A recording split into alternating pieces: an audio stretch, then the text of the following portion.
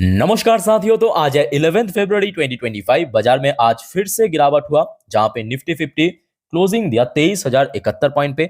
मतलब 23,000 की जो क्रूशियल सपोर्ट लेवल वहां पे कैसे भी करके डिफेंड कर लिया और क्लोजिंग दिया 23,071 पॉइंट पे, लगभग 1.32% गिरावट के साथ। भाई साहब, लास्ट 5 ट्रेडिंग डेज में कंटिन्यूअसली गिरावट। वो जो गिरावट शुरू हुआ था लास्ट वीक की बुधवार से, बुधवार गिरा, बृहस्पतिवार गिरा, शुक्रवार गिरा, सोमवार गिरा, आज भी गिरा।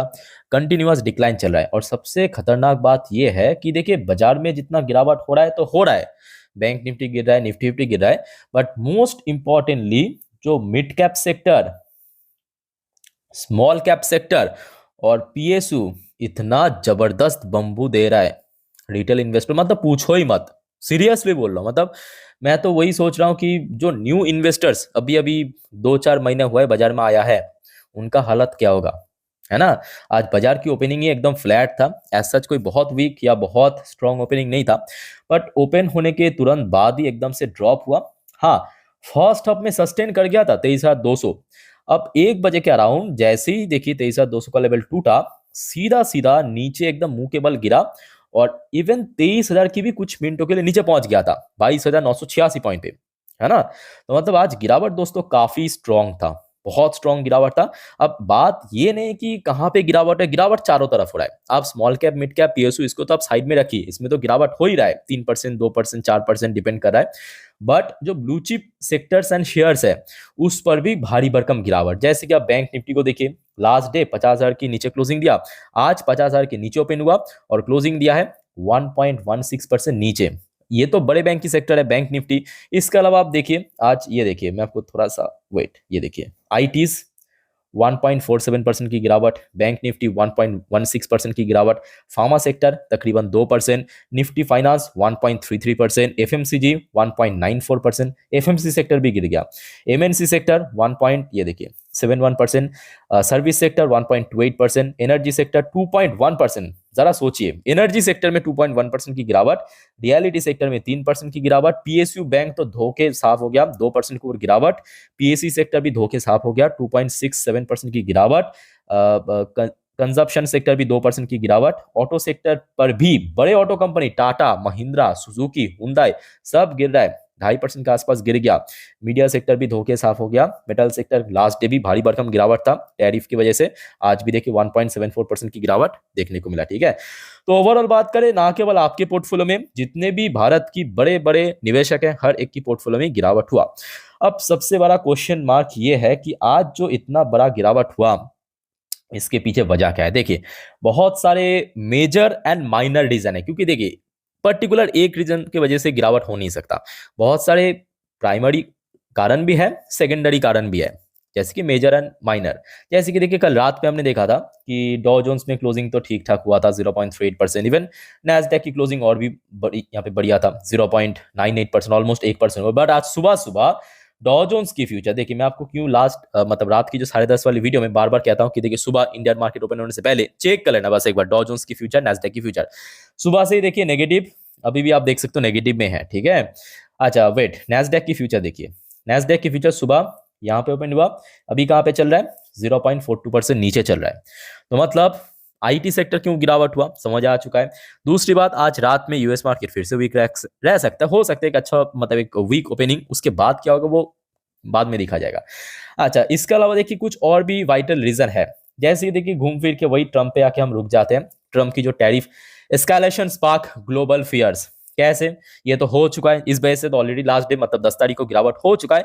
गिरावट तो सर हो गया लास्ट डे। अब बात यह है कि आगे भी ऐसा हो सकता है। मतलब जो निवेशक है ना, ग्लोबल निवेशक, ये बात को लेके काफी ज्यादा चिंतित है कि जिस रफ्तार से ट्रम्प ने टैरिफ लगा जा रहा है, अलग अलग सेक्टर्स के ऊपर बात करें, अलग अलग देश के ऊपर बात करें, जैसे कि कनाडा, मेक्सिको, चाइना के ऊपर तो पहले ही लगा चुका है। स्टील, मेटल, एल्युमिनियम सेक्टर के ऊपर फिर से लग चुका है 25%।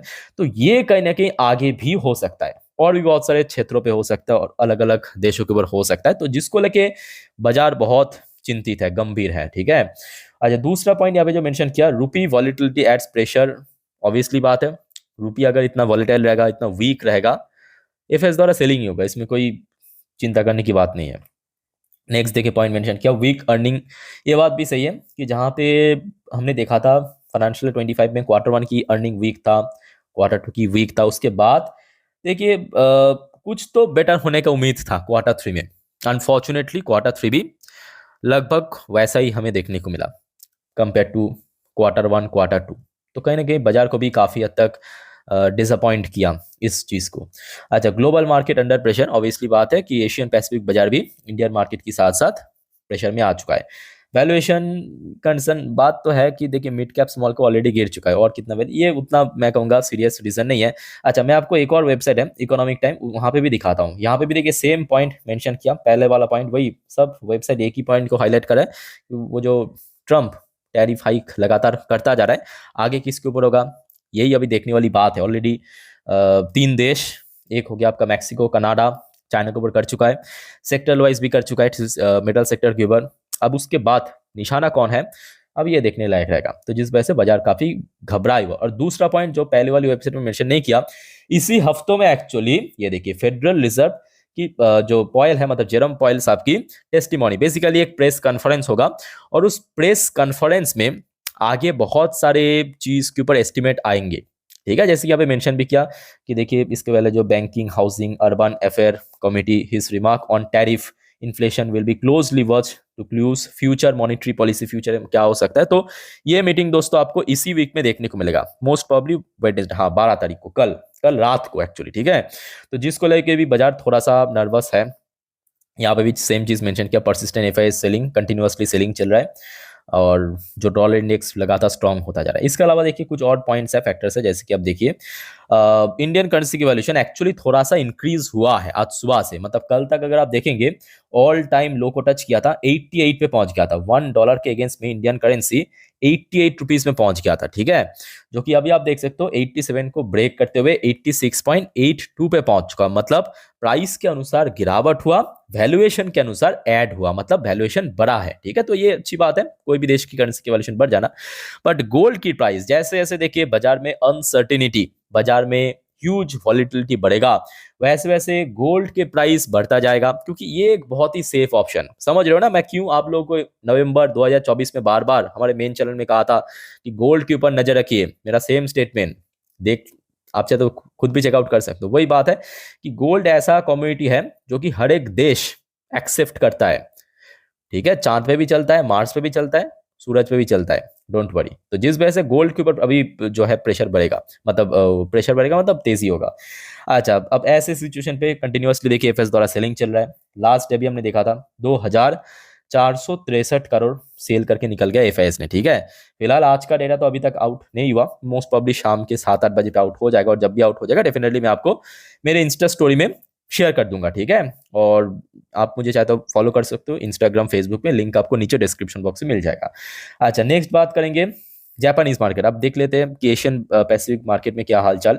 जापानीज मार्केट में ज्यादातर इंडेक्स आप देख सकते हो करेक्शन में क्लोजिंग दिया इंडियन मार्केट की तरह।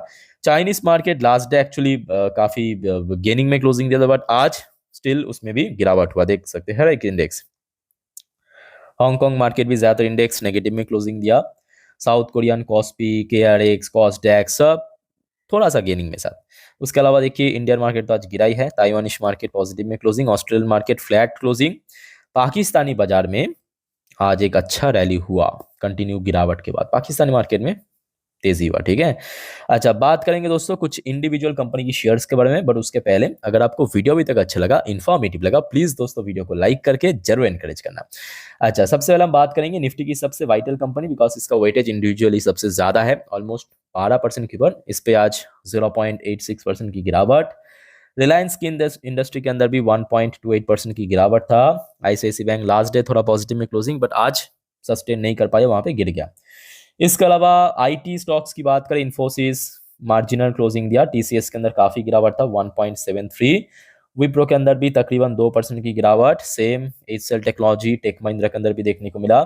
ऑटो सेक्टर तो आज एकदम धो के साफ हो गया, मतलब टाटा मोटर्स 2.5% के ऊपर गिर गया, महिंद्रा 1.5% के ऊपर गिर गया, सुजुकी तकरीबन 1.5% गिर गया। इसके अलावा देखिए बाकी निफ्टी की जो ब्लू चिप शेयर्स है, जस्ट लाइक LNT हो गया, टाइटन हो गया, गिरावट दोस्तों आज चारों तरफ था, क्या ब्लू चिप, क्या लार्ज कैप, क्या mid cap small cap PSU, बात ही अलग है, ठीक है। पीएसयूज की बात करें स्पेसिफिकली डिफेंस सेक्टर में भी आज गिरावट हुआ, चाहे एचएल की बात करें, बेल की बात करें।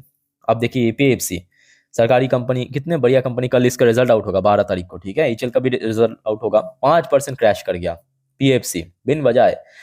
चलो ठीक है, देखिए रेलवेज गिरावट क्यों हो रही है तो समझ आ रहा है कि इस बार कोई एलोकेशन बढ़ाया नहीं, सेम रखा, मेंटेन किया, तो ये गिरावट जस्टिफाइड है। बट बाकी सेक्टर में आप क्या कहेंगे? रिन्यूएबल सेक्टर को भाई 53% इस बार इंक्रीज हुआ है बजट में।